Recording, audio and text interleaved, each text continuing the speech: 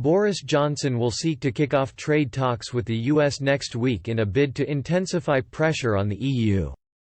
To signal his readiness to open talks with U.S. President Donald Trump on tearing down transatlantic trade barriers, the government is expected to publish draft objectives for the push to agree a UK-US deal. Whitehall insiders expect the document to set out red lines, making clear selling of the NHS to American private healthcare firms will not be on the table in the negotiations. Mr. Johnson is expected to discuss the push for a UK-US trade deal with senior ministers including Dominic Raab and Michael Gove at a meeting of his XS cabinet. His aides hope the signs of accelerating preparations for talks with the US will remind EU chiefs that the UK is open to widening trade opportunities around the world.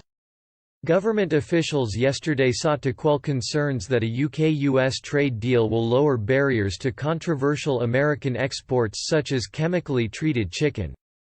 The Prime Minister's spokesman said, "The UK has long been a world leader in food safety and animal welfare. We have repeatedly been clear we will continue to uphold these high standards in all future trade deals, ensuring they live up to the values of farmers and consumers across the UK." Environment Secretary George Eustice faced criticism on Sunday after repeatedly refusing to rule out chlorinated chicken and hormone-treated beef being imported from the US under a International Trade Secretary Liz Truss warned that the UK will drive a hard bargain in trade talks with the US earlier this month.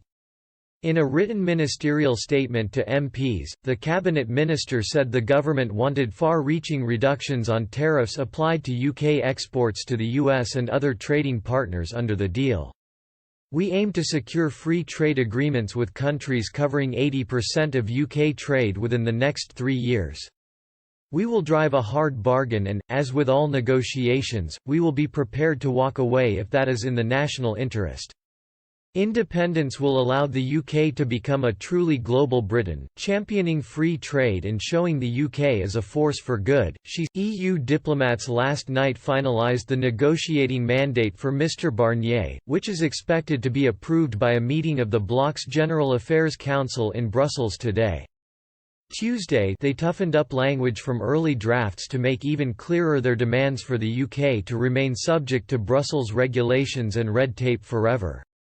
A final draft of the document said EU standards must be a reference point for the UK to accept.